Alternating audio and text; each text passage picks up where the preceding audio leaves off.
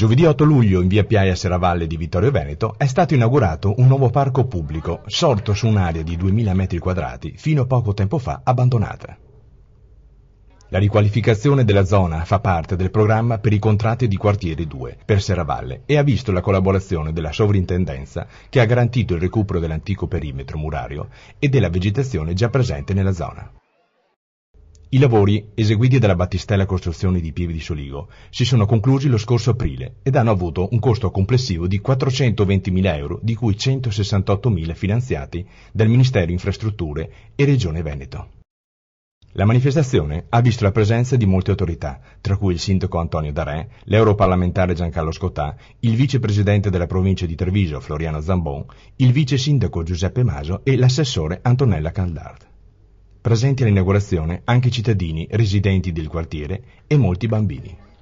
I giovani fruitori sono rimasti entusiasti del nuovo parco, che si è presentato loro completo di scivolo e altri giochi da esterno, nonché dotato di fontana ed illuminazione a bassa densità. Il Parco Segreto, questo il nome dato all'area, è stato scelto dalla giunta comunale tra i vari proposti dai bambini. Al vincitore è andato un buono da spendere nella libreria di Serravalle. Anche Serravalle avrà il suo parco giochi per i bambini. Sì, finalmente abbiamo inaugurato questo parco, si inserisce nella città storica di Serravalle, il contesto è credo straordinario e quindi un altro tassello per recuperare il centro storico credo più importante della città. È un successo dei cittadini perché l'amministrazione sì può dare le linee guida, però effettivamente questo è un successo del cittadino vittoriese che ha recuperato un ulteriore spazio di svago soprattutto per i bambini. C'è sempre un po' l'annoso problema dei parcheggi. Serravalle forse non risponde con i parcheggi che ha? Ma Serravalle chiaramente essendo un centro storico è una città che nasce di origini antichissime e quindi quando è stata pensata soprattutto nell'anno 1200-1300 le macchine non c'erano, quindi non avevano l'esigenza dei parcheggi. Come tutti i centri storici soffrono del parcheggi, però credo che ci siano delle buone possibilità per parcheggiare, quantomeno nelle prossimità del centro storico e credo che questo sia un problema. Poi fare qualche passo credo faccia bene soprattutto alla salute. Fino all'1:30 eravamo in Parlamento a votare, anche dei emendamenti, sì, delle relazioni molto importanti che riguardano l'agricoltura e non solo, pesca e quant'altro.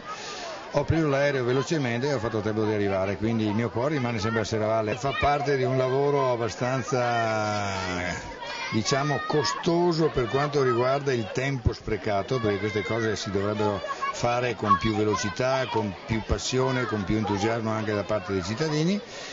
Meno male che siamo arrivati ad aprirlo, perché qua prima quando sono venuto a vederlo all'inizio era veramente un disastro, adesso è un giardino che Serravalle si merita, anche perché Serravalle non aveva un giardino verde.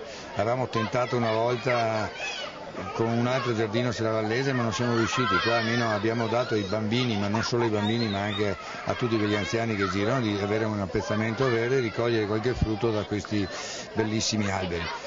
Sono opportunità che la città deve avere e lasciamo perdere tutte le polemiche, le storie strane, perché è tempo sprecato, ma in questo momento che lo sto dicendo è meglio che guardiamo il panorama che riusciamo a vedere dall'alto ed essere contenti per aver dato alla città anche questo spazio.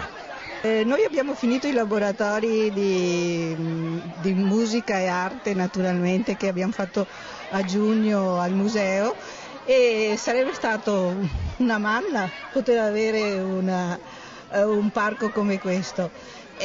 Non era possibile perché l'inaugurazione c'era oggi, però a settembre ricominciamo i laboratori sempre questa volta con l'artista Nive Skies e sarà veramente per i bambini un luogo che penso, oltre che molto bello e molto bene anche organizzato, usufruiremo finalmente di questo parco E per il museo, visto che siamo qua vicini, che per i bambini è una cosa straordinaria, però noi che facciamo psicoanimazione lo possiamo fare all'aperto, che all'aperto i laboratori di psicoanimazione ideati dalla professoressa Parsi sono naturalmente, vengono realizzati, mimati, per cui in un luogo così il bambino riesce ad esprimersi in maniera molto più ampia. Una cosa meravigliosa, anche se è orientato verso i bambini, però anche persone di una certa età possono prendere il fresco ed è una cosa meravigliosa, veramente bella e che servirà sempre di più, perché il verde è sempre di più apprezzato.